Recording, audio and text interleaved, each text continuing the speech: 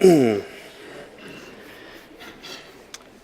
question a été posée à une maman, une mère de famille de 14 enfants. La question c'était, parmi les 14 enfants, quel est ton enfant préféré? C'est qui ton enfant préféré? Tu dois sûrement en avoir un qui c'est ton chouchou, là. Tu dois sûrement en avoir un que tu préfères d'entre toutes les autres. Regarde ton plus vieux, par exemple.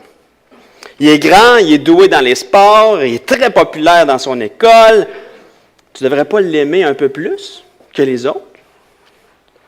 Regarde ta petite dernière, elle est tellement cute, avec ses longs cheveux blonds et ses grands yeux bleus. Tu me sens que tu ne dois pas l'aimer plus que les autres. Regarde ton huitième. Il est tellement impliqué dans la communauté, il a tellement une influence positive dans son environnement qu'il a reçu la médaille du lieutenant-gouverneur. Tu ne devrais pas l'aimer plus que les autres. Regarde ta 11e. Elle a juste 6 ans, puis déjà elle participe à des concerts de piano incroyables. Tu ne devrais pas l'aimer plus que les autres. La maman, après une réflexion, après avoir repassé tous ses 14 enfants dans sa tête, elle répond, elle dit, oui, j'ai un enfant que je préfère. Fait que là, la personne qui pose la question, elle dit, ah, c'est qui? C'est lequel? Elle dit, c'est celui qui vient de se faire mal.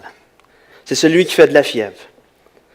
C'est celui qui vit une peine d'amour. C'est celui qui vient d'échouer un examen. Qui est triste. C'est celui qui n'a jamais allé à l'hôpital parce qu'il s'est cassé un bras. C'est lui, mon enfant préféré. Parce que pendant ce temps-là, il a toute mon attention. Pendant ce temps-là, toute mon affection est centrée sur lui. C'est lui, mon enfant préféré. L'amour de cette maman-là n'est pas relié au potentiel de son enfant. Cette mère-là ne rejette pas celui qui souffre. Ne gronde pas celui qui jouait sur le toit, il est tombé et s'est cassé un bras. Elle n'est pas découragée devant l'examen échoué. Elle ne remet pas la faute sur celui qui est malade parce qu'il n'a pas mis sa tuque pour aller à l'école. Elle ne dit pas « je te l'avais dit » à celui qui fréquentait une mauvaise fille. Elle l'entoure de toute son affection, tout son amour, parce qu'il souffre là, présentement.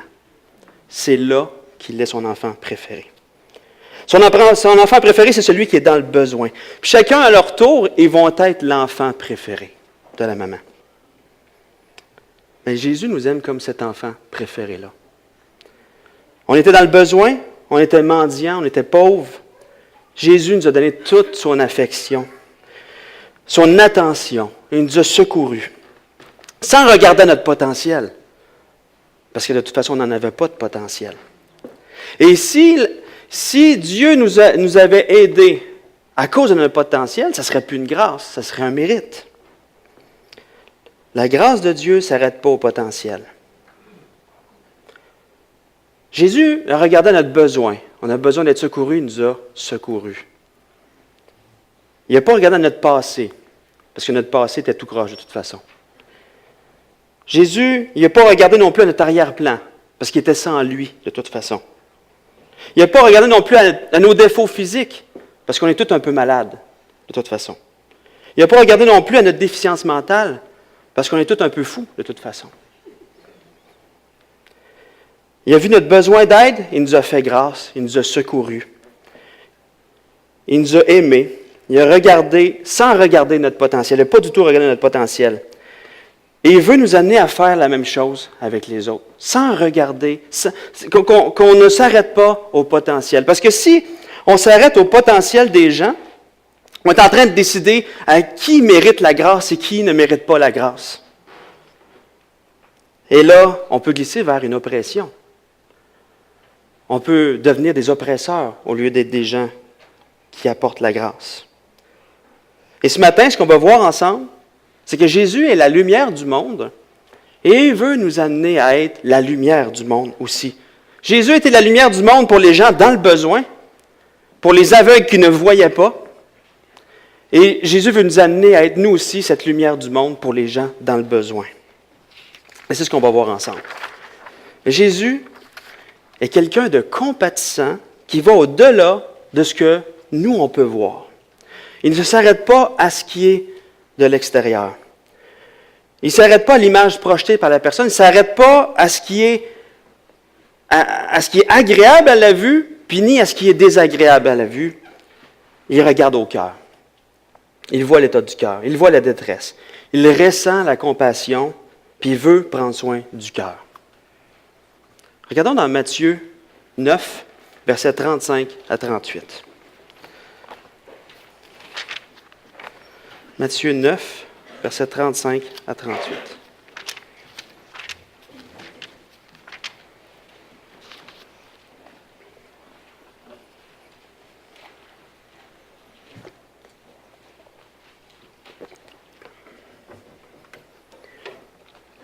C'est écrit, Jésus parcourait toutes les villes et les villages, enseignant dans les synagogues, prêchant la bonne nouvelle du royaume et guérissant toute maladie et toute infirmité. Voyant la foule, il fut ému de compassion pour elle, parce qu'elle était languissante et abattue, comme des brebis qui n'ont point de berger. Alors il dit à ses disciples, « La moisson est grande, mais il y a peu d'ouvriers.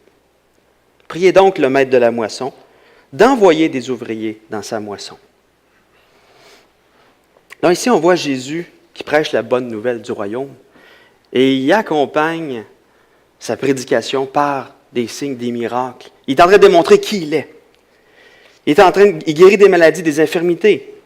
Il est en train de démontrer que la délivrance arrive, que le salut est là. En fait, que c'est lui le salut. C'est lui le Messie attendu. Il veut amener les gens à croire en lui. C'est lui le libérateur. C'est lui qui va débuter cette nouvelle alliance entre Dieu et les hommes. Et ici, on voit Jésus, non seulement il prend soin des maladies physiques, des infirmités des gens, mais en plus, on le voit, qu'il est ému de compassion devant la santé spirituelle des gens. Il est ému de compassion. Jésus voit la foule, il est vraiment ému de compassion pour elle. C'est qui cette foule-là? Dans les évangiles, on voit à plusieurs reprises la foule qui suit Jésus. Il y a plusieurs références à la foule. Et lorsque la foule, quand on voit, c'est écrit la foule, c'est rare qu'on voit que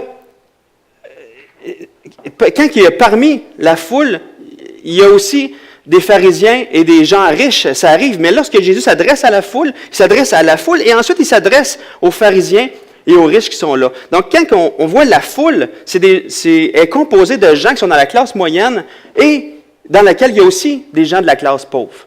Jésus semble faire une différence quand il parle à la foule et ensuite il parle souvent à des pharisiens et des gens riches. On dirait que c'est des différentes classes de personnes. Mais Jésus voit la foule dans laquelle il y avait aussi des gens pauvres, et il est ému de compassion pour elle parce qu'elle était languissante et abattue. Littéralement, la foule-là est découragée, affaiblie, épuisée. Elle est au sol. La foule est maganée, est complètement maganée. Elle est comme des brebis qui n'ont pas de berger. C'est comme ça que Jésus les voit. C'est des brebis qui sont fatiguées. Parce que non seulement ils n'ont pas de berger pour les amener vers des verts pâturages puis vers à l'eau de la vie, mais non seulement ils ne les amènent pas là, mais eux-mêmes ne savent pas comment se rendre là, eux-mêmes. Ils ne sont pas capables, eux-mêmes, d'être dans les verts pâturages ou de la source de la vie.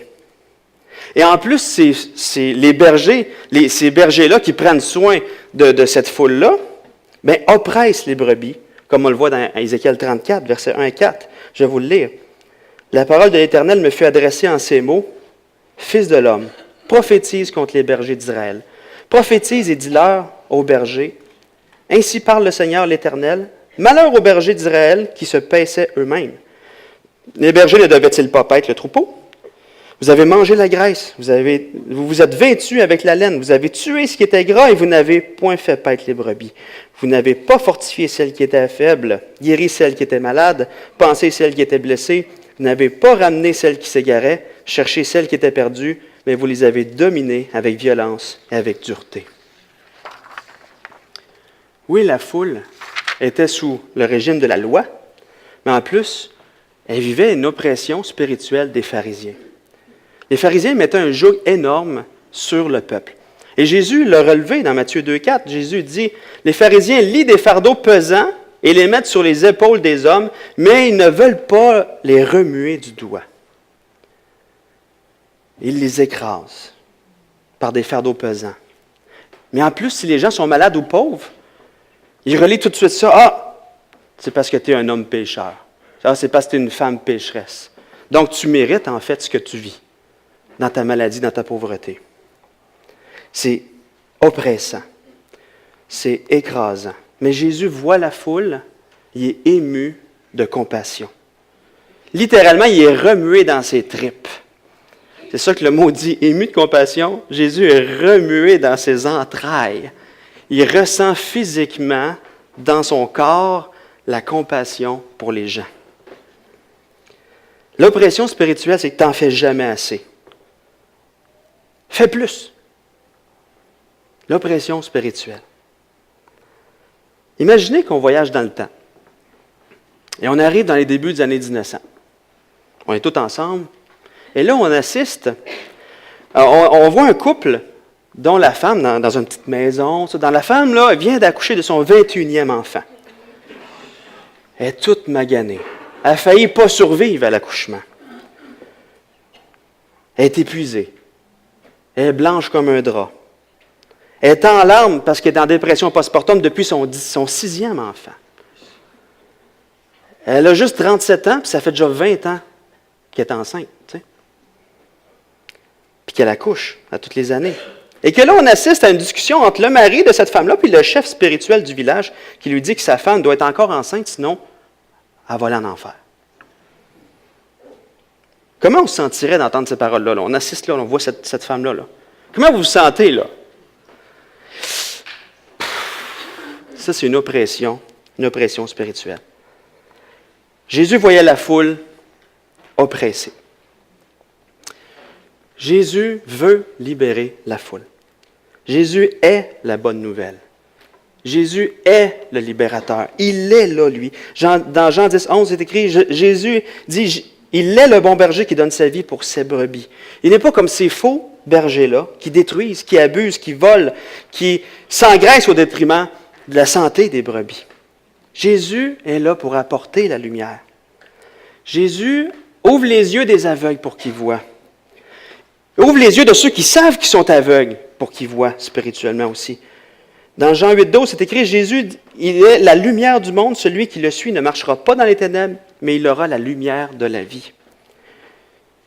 Jésus, il est la lumière, il pointe vers le Père qui l'a envoyé lui pour réconcilier le monde avec lui-même. Jésus apporte la réconciliation, le pardon des péchés. Jésus guérit ceux qui sont malades. Jésus sort de leur pauvreté ceux qui sont pauvres. Jésus sauve, guérit les cœurs abattus, ceux qui sont plus capables à cause d'une oppression de culpabilité. Jésus les sort de ça. Jésus enlève cette culpabilité-là. Jésus pardonne les péchés. Jésus, c'est la lumière du monde. Jésus allume la lumière à ceux qui sont aveugles. Jésus fait devenir ceux qui viennent d'ouvrir les yeux des lumineux à leur tour, qui vont pointer vers Jésus, qui lui pointe vers le Père, qui a tellement aimé le monde qu'il a envoyé son Fils unique pour que quiconque croit en lui ne périsse pas, mais qu'il ait la vie éternelle. Jésus fait devenir des lumineux ceux qu'il a sauvés, ceux qu'il a guéris. Et on le voit dans Acte 13, 47, « Car ainsi nous l'a ordonné le Seigneur, j'ai été établi pour être la lumière des nations, pour porter le salut jusqu'aux extrémités de la terre. » Jésus fait de nous des lumineux par sa lumière. Mais parfois, nous-mêmes, en tant qu'enfants de Dieu, ça peut nous arriver d'être un obstacle à cette lumière-là. Un obstacle entre cet amour de Jésus-là pour les gens dans le besoin, et nous, on peut être un obstacle entre cet amour-là et eux. Ça peut nous arriver. Comment? En tombant dans le jugement, en faisant une différence entre les gens nous-mêmes, en ayant des préjugés. Au lieu d'aimer ceux qui souffrent, des fois, nos préjugés nous empêchent de les aimer et de prendre soin de ces gens-là. Ça peut nous arriver. Mais comment on fait ça? Tournez avec moi dans Jean 9, versets 1 à 12. Des fois, on est comme ça, dans ce qu'on va voir là. Jean 9, versets 1 à 12.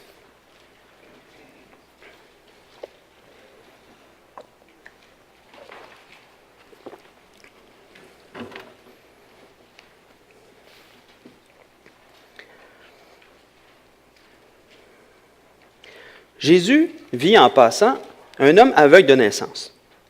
Ses disciples lui firent cette question. « Rabbi, qui a péché, cet homme ou ses parents, pour qu'il soit né aveugle? » Jésus répondit, « Ce n'est pas que lui ou ses parents aient péché, mais c'est afin que les œuvres de Dieu soient manifestées en lui. Il faut que je fasse, tandis qu'il est jour, les œuvres de celui qui m'a envoyé. La nuit vient où personne ne peut travailler. Pendant que je suis dans le monde, je suis la lumière du monde. » Après avoir dit cela, il cracha à terre, il fit de la boue avec sa salive, puis il appliqua cette boue sur les yeux de l'aveugle. Il lui dit, « Va et lave-toi au réservoir de Siloé, nom qui signifie « envoyé ». Il y alla, se lava et s'en retourna, voyant clair. Ses voisins et ceux qui auparavant l'avaient connu comme un mendiant disaient, « N'est-ce pas là celui qui se tenait assis et qui mendiait? » Les uns disaient, « C'est lui. » D'autres disaient, « Non, mais il lui ressemble. » Et lui-même disait, « C'est moi. » Ils lui dirent donc, « Comment tes yeux ont-ils été ouverts? » Il répondit, « L'homme qu'on appelle Jésus a fait de la boue, a oint mes yeux et m'a dit, « Va au réservoir de Siloé et lave-toi. » J'y suis allé, je me suis lavé et j'ai recouvré la vue. Ils lui dirent, « Où est cet homme? » Il répondit, « Je ne sais. Je ne voyais pas. Je ne sais pas où il est. » Donc, Jésus veut démontrer par ce miracle-là qu'il est la lumière. C'est lui la lumière. Le monde est dans les ténèbres, Jésus allume la lumière. Jésus donne la vue aux aveugles spirituels. Jésus veut démontrer ça. Jésus donne la vue aux aveugles spirituels qui ne voient pas. Mais pour ceux qui croient voir, le jugement demeure sur eux, parce qu'en fait, ils n'ont pas besoin d'un sauveur. Ils n'en ont pas besoin. Comme on le voit au verset 39, plus loin, c'est écrit. Puis Jésus dit, « Je suis venu dans ce monde pour un jugement, pour que ceux qui ne voient point, voient, et que ceux qui voient deviennent aveugles. » En fait, ceux qui croient voir, hein, qui ne voient pas, finalement. Mais de quelle manière? C'est ça. Donc Jésus veut allumer la lumière. Mais on voit quand même le cœur de Jésus qui est là, dans ce passage-là. Hein. Jésus voit le besoin et veut que les œuvres de Dieu se manifestent dans la personne. De quelle manière les œuvres de Dieu sont manifestées? Premièrement, il répond aux besoins physiques de la personne en lui donnant la vue. Et plus tard, on voit qu'il répond aussi à son besoin spirituel parce qu'à partir des versets 35 à 38, il l'inclut. Et il prend soin de lui, puis il se révèle à lui comme étant le Fils de Dieu, puis il croit. Il se met à croire en Jésus. Jésus prend soin de cette personne-là, tant au niveau physique qu'au niveau spirituel. Il prend soin de lui. Et c'est ce que Jésus fait. Il démontre qu'il a la lumière. Il fait ce miracle-là pour que les œuvres de Dieu se manifestent en lui. Les disciples, par contre, ils ont tout un autre cœur. Hein? Leur cœur était poussé par un esprit de jugement. Vraiment en partant, là. La question, au verset 2, il démontre bien. Hein? Leur filon de pensée, là, c'est, OK, cet homme-là est mendiant. Il est mendiant, pourquoi? Parce qu'il est pauvre. Il est pauvre, pourquoi? Parce qu'il est aveugle. Il est aveugle, pourquoi? Ça doit être de sa faute ou de la faute de ses parents. Il cherche, là, et c'est de sa faute, hein? Ou de la faute de ses parents. Il y a quelqu'un, là. C'est de la faute de quelqu'un. Poussé à son comble, là, cette pensée-là pousse à l'oppression, finalement. Ça pousse au rejet, comme les pharisiens ont fait. Les pharisiens, plus tard, on voit qu'ils le rejettent. Parce que lorsque Jésus le guérit, les gens autour de lui l'amènent vers les pharisiens.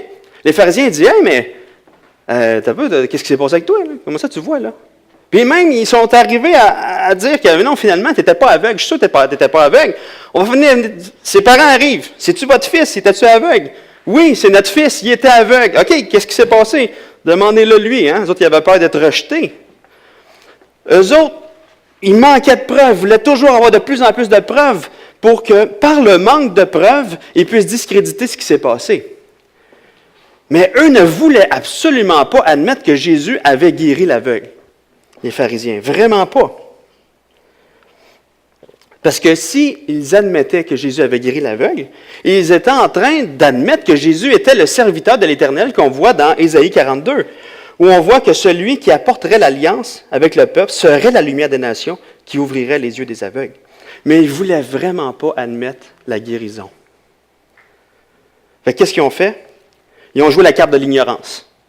Au verset 29, c'est écrit « Nous savons que Dieu a parlé à Moïse, mais celui-ci, nous ne savons d'où il est. » L'aveugle, l'ex-aveugle a répondu « Il est étonnant que vous ne sachiez d'où il est, et cependant, il m'a ouvert les yeux. » Ésaïe 42. « Nous savons que Dieu n'exauce pas les pécheurs, mais si quelqu'un l'honore et fait sa volonté, c'est lui qui l'exauce. Jamais on n'a entendu dire que quelqu'un a ouvert les yeux d'un aveugle. Si cet homme ne venait pas de Dieu, il ne pourrait rien faire. » Et là, qu'est-ce qu'ils font? Verset 34, ils répondirent, « Tu es né tout entier dans le péché et tu nous enseignes. » Et ils le chassèrent. Donc, ils prennent comme argument final, « Hey, toi, là, tu es né aveugle, il y a quelque chose de péché relié à ta maladie. » Ils discréditent complètement son témoignage. Ils l'ont chassé, ils l'ont exclu. Mais Jésus l'a inclus à partir du verset 35. Ça mène loin le jugement.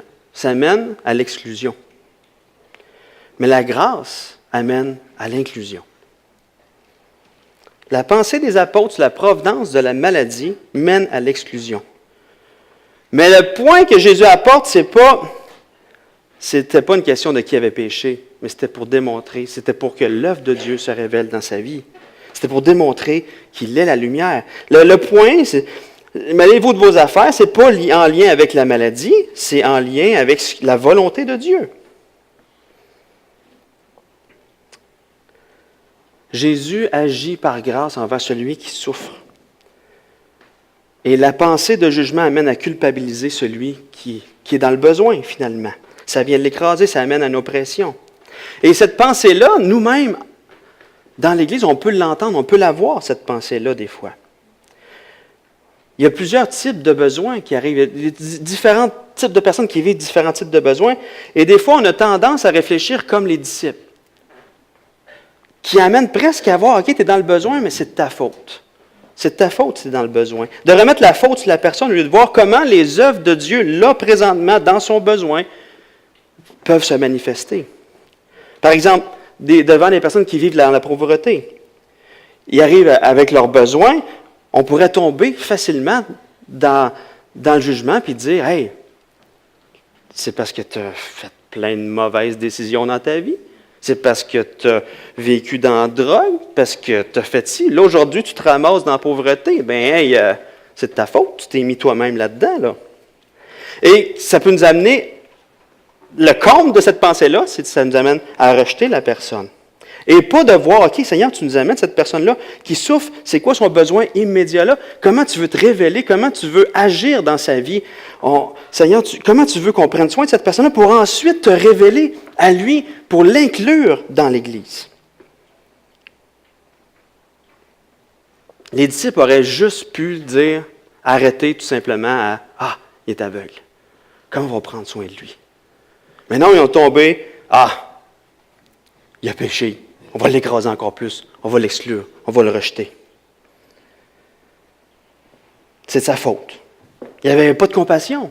Ce n'était pas le cœur de Jésus qui était là. Il n'y avait pas de compassion envers l'handicap physique de la personne.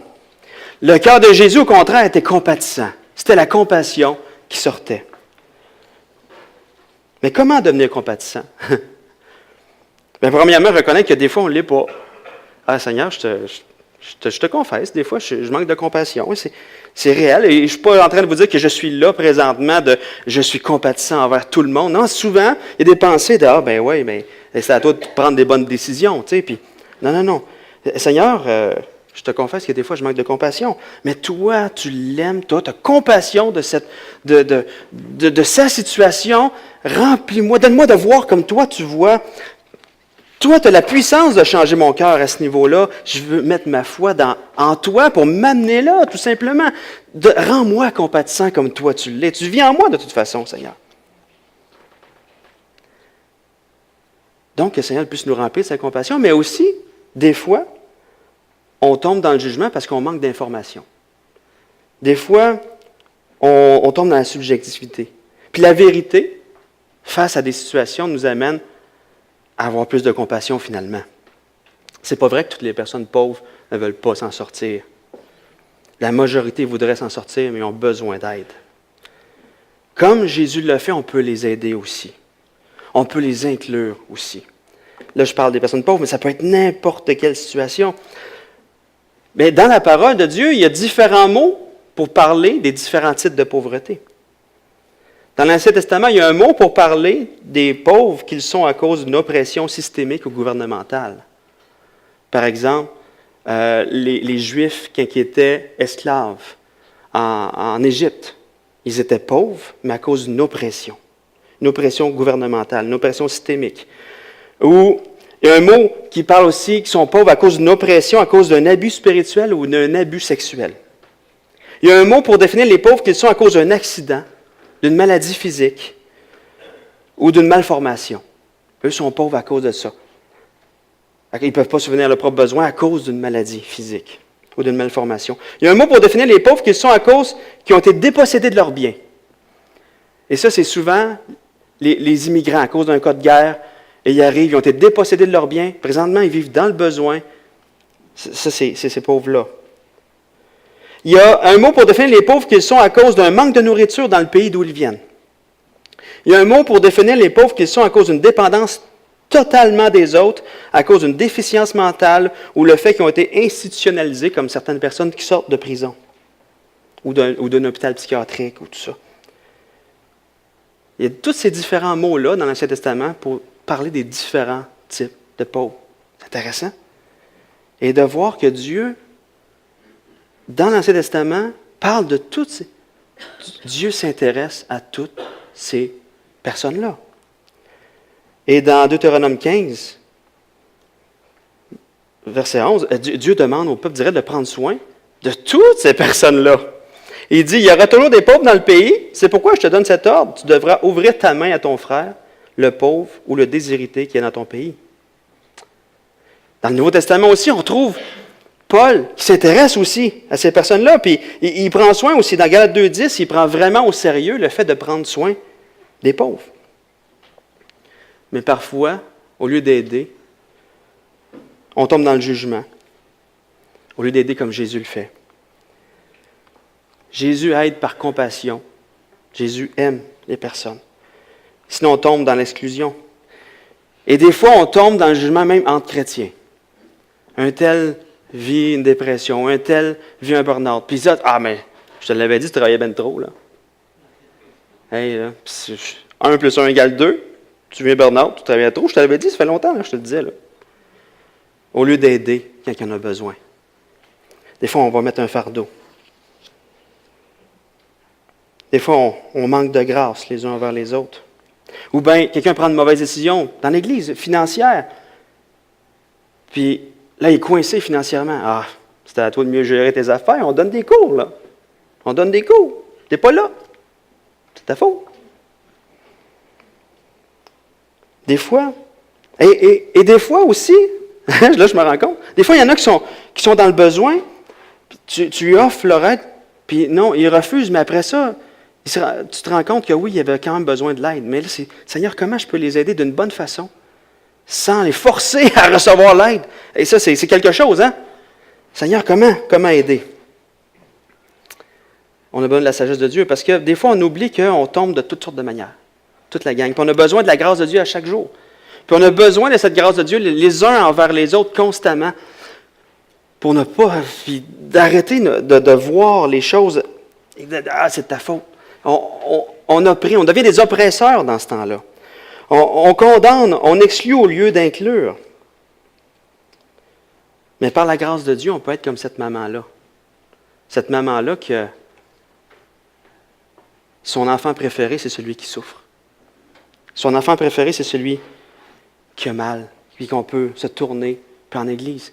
Hey, c'est écrit dans la parole dans le Nouveau Testament, si un membre souffre, tout le corps souffre avec lui. Le Seigneur veut nous amener à vivre ça ensemble. On peut être tout pauvre un moment ou l'autre dans notre vie. Soit qu'on vient de vivre un échec. On est pauvre dans ce temps-là. On se sent abattu. Soit qu'on vit un abus d'un patron. Un abus par un parent. Soit qu'on souffre pour un temps ou pour toujours d'une maladie mentale. Ou physique. On est pauvre dans ce temps-là. On a besoin de nous appuyer sur la grâce de Dieu constamment pour vivre avec cette épreuve-là. Mais on a besoin de nous appuyer, de vivre la grâce de Dieu les uns les autres. De s'aimer les uns les autres, là, dans l'immédiat. De puiser notre richesse dans la richesse de Jésus pour devenir riche. Sans regarder au potentiel des gens. Sans regarder, cette personne-là a plus de potentiel, je vais y consacrer plus de temps. Celle-là, moins de temps.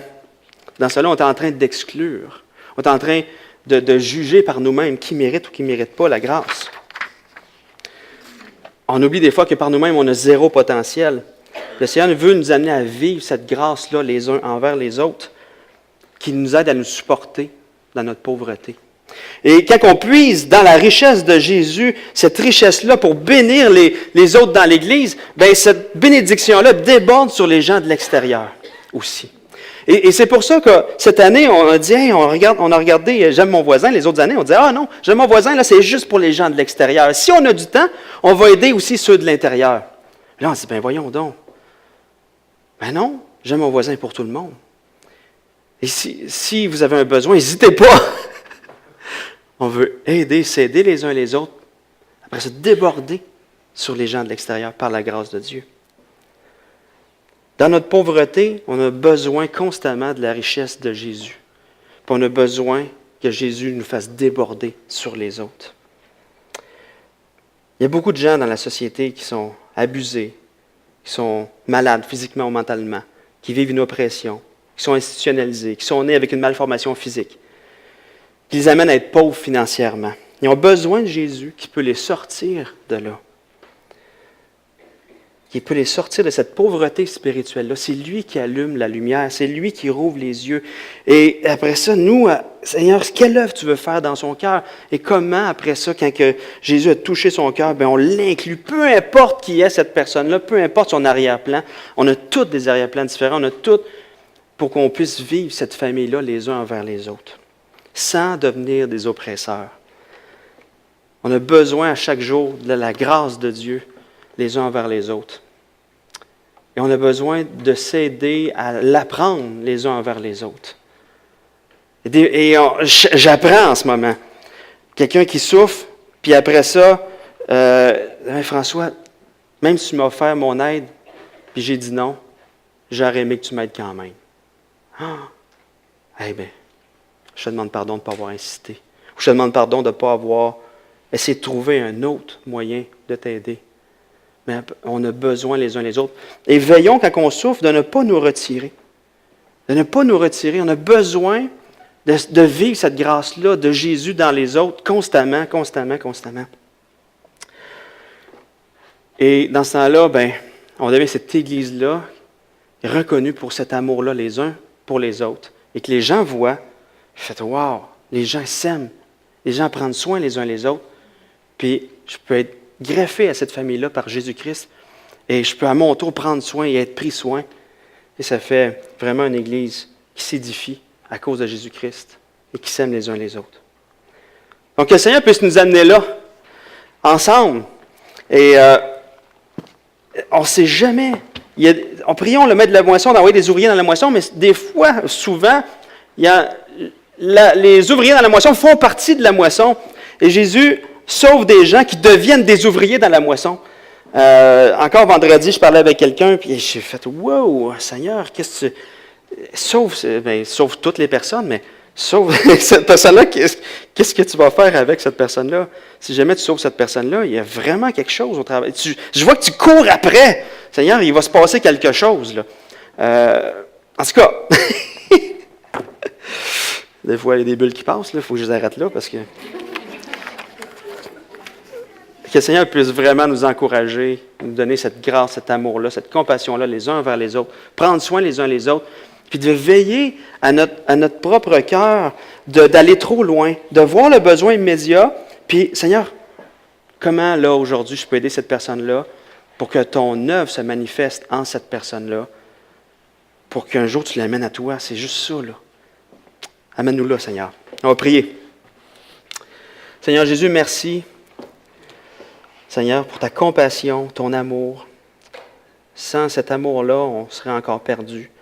On serait encore des malades spirituels, Seigneur, qui a immensément besoin de toi, qui n'est plus capable, écrasé, languissant,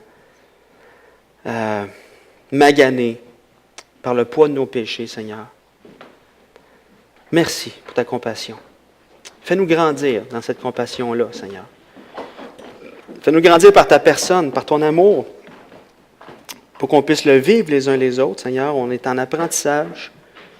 Mon objectif, Seigneur, ce n'était pas d'écraser du tout, Seigneur, mais d'amener à toi. C'est toi qui apportes la compassion, Seigneur. Rends-nous sensibles aux besoins, les uns les autres dans l'Église, Seigneur, et aux besoins à l'extérieur de l'Église, pour que les gens de l'extérieur puissent rendre gloire au Père pour les bonnes œuvres qui vont au travers de l'Église, Seigneur. Seigneur, qu'on puisse te glorifier ensemble en Église. Amen.